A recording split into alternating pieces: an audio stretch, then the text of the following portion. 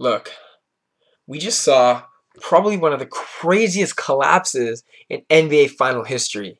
And I needed a couple hours to just get that off my mind. Like, look, I've been preaching since these playoffs have started and since I've seen how well oiled this Miami Heat team is, that they were unstoppable. They were not going to be beat, and they were going to win this series in 5.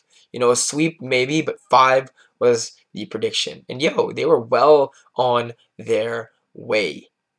Dwayne Wade hit a 3 with just a little over 5 minutes left, put the Miami Heat up, almost an insurmountable amount.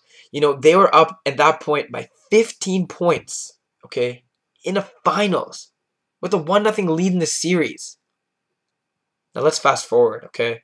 Dallas goes on a 20-2 run.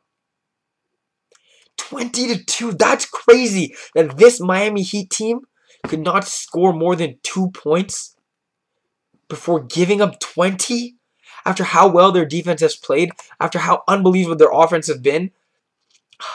This doesn't make sense. Now look, everyone's going to blame Chris Bosh for losing the ball out of bounds, on the offensive set.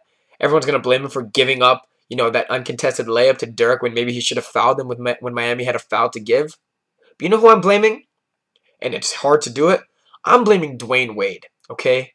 When he hit that 3 to put them up by 15, he's standing there, Jose Calderon style, with his hand at the bench for at least 1-2 seconds extra.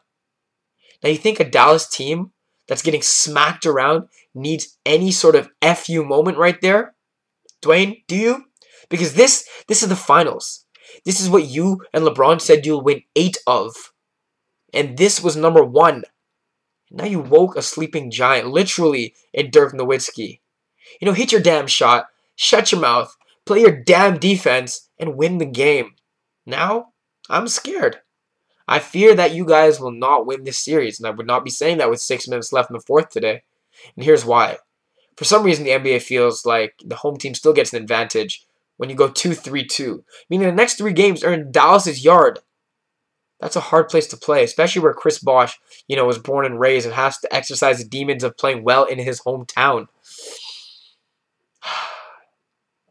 I don't know, man. To me, it felt like, if Miami were to lose the series, obviously you can pin back to this game and say this was it. But if there was one moment in the series, one moment where Dallas really looked into themselves and were like, yo, we're in the NBA Finals, okay? We need to step up our damn games. It was a Dwayne Wade 3. I'm really sorry. I know he played outstanding. I know he was a Butler-esque shot away from winning that game for them despite the collapse. But man, hit your shot and play your defense. You were playing well all game, all year. You guys have resented being egomaniacs. Despite everything that's happened, you've played so well of late. Why? Why do you even potentially throw it away? I'm not even going to get to Mario Chalmers barking about his game tying 3. That doesn't even bother me. Is Dwayne Wade, because he's the captain. It starts with him, and that's why it resonated all the way down to the little scrubs like Mario Chalmers. I don't know.